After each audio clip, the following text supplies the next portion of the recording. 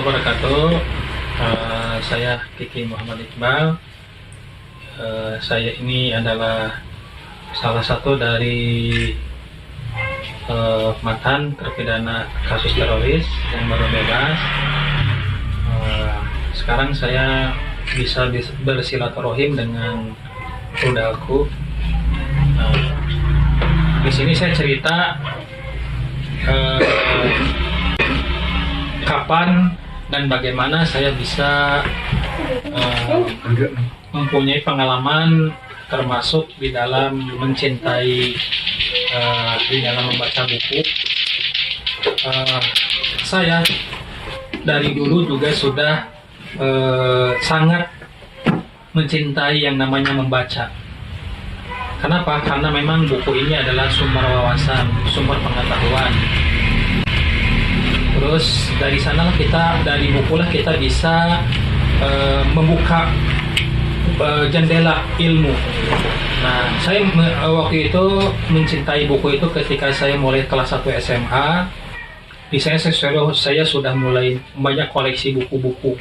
Banyak buku-buku, tapi termasuk buku-buku yang bernapaskan Islami. Buku-buku yang saya koleksi ini buku-buku Islami, buku-buku yang banyak memberikan inspirasi kepada saya dalam bidang buku tauhid, buku akhlak, buku sejarah, buku dakwah dan sebagainya. Tapi ada beberapa buku, ada beberapa judul buku atau ada jenis buku yang memang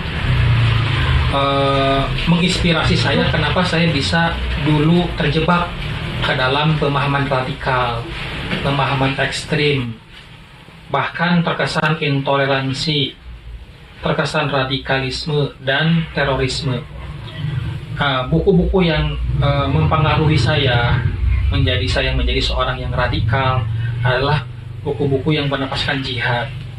Ya, buku-buku yang ditulis oleh Said Qutb, buku-buku yang ditulis oleh Abdul Azam dan sebagainya. Nah, buku-buku itulah buku-buku yang sempat mempengaruhi saya untuk bersikap berpemahaman intoleransi, radikalisme dan terorisme.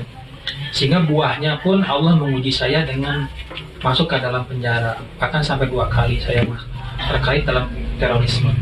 Nah, maka pesan dari saya kepada semua pendengar, pembaca dan pemirsa semuanya, agar kita tidak fokus kepada salah satu buku dalam satu tema saja. Karena banyak sekali buku-buku yang mempengaruhi kita. Banyak buku-buku yang kita tidak bisa menyaringnya.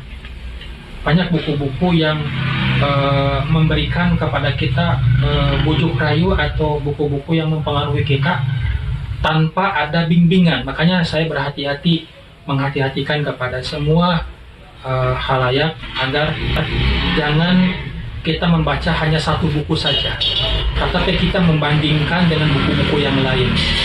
Banyak kita membandingkan dengan referensi-referensi yang lain. Saya sekarang mulai terbuka, mulai berpahaman pertengahan, menghapus jauh-jauh pemahaman radikal, menghapus jauh-jauh pemahaman intoleransi, menghapus jauh-jauh pemahaman terorisme, dengan banyak membaca buku-buku pembanding. Di antaranya buku-buku perbandingan madhab, fikih ikhtilaf. Tapi banyak buku-buku yang menjadi inspirasi saya ketika saya dulu berpahaman radikal. Setelah saya membuka wawasan, membuka wacana berpikir, akhirnya saya pun beralih menjadi pembaca buku-buku sejarah, buku-buku tarikh, membaca buku-buku fikih ikhtilaf, perbedaan pendapat di kalangan para ulama. Ternyata luar biasa ketika saya membaca buku sejarah. Di antaranya ada buku yang sangat berkesan bagi saya adalah buku tentang biografi Muhammad SAW, biografi Abu Bakar As-Siddiq, biografi Umar bin Khattab, biografi Utsman bin Affan, biografi Ali bin Abi Thalib yang ditulis oleh Profesor Dr. Ali Muhammad As-Solabi. Setelah saya membaca buku itu, luar biasa. Ternyata saya bisa mengambil ibroh, mengambil hikmah dari perjuangan Islam ini ketika saya membaca sirah. Saya mulai terbuka. Jadi ternyata Islam ini tidak bisa dipaksakan, Islam tidak bisa mendakwahkan dengan dakwah keras, tapi justru Islam ini hasil dari proses dakwah, dari yang pelan-pelan, penuh hikmah, penuh nasihat, penuh akhlak, dan bertahap. Nah, saya mulai terbuka di sini ketika saya membaca buku-buku sejarah, buku-buku fikih, buku-buku perbedaan pendapat di kalangan para ulama. Toh ternyata para ulama saja ketika mereka berbeda, mereka tidak saling mengkafirkan, tidak saling menghujat, tidak saling mencaci maki, tidak saling mencela.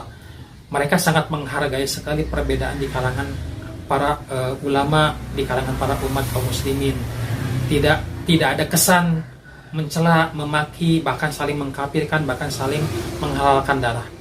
Dan itulah buku yang sempat memberikan inspirasi yang sangat besar kepada saya, memberikan wawasan yang sangat besar kepada saya, sehingga saya pun sekarang kembali dari pemahaman intoleransi, dari pemahaman radikal, dari pemahaman toleransi kepada pemahaman yang tawasud, kepada pemahaman yang pertengahan, pemahaman yang menghargai perbedaan, karena kita memang hidup di Indonesia, adalah rakyatnya, adalah masyarakatnya, adalah syarat dengan perbedaan, dan kita harus menghargai setiap perbedaan, karena Allah Subhanahu wa Ta'ala menciptakan kita sebagai makhluk-makhluk yang berbeda-beda dalam ras, bahasa, suku, agama.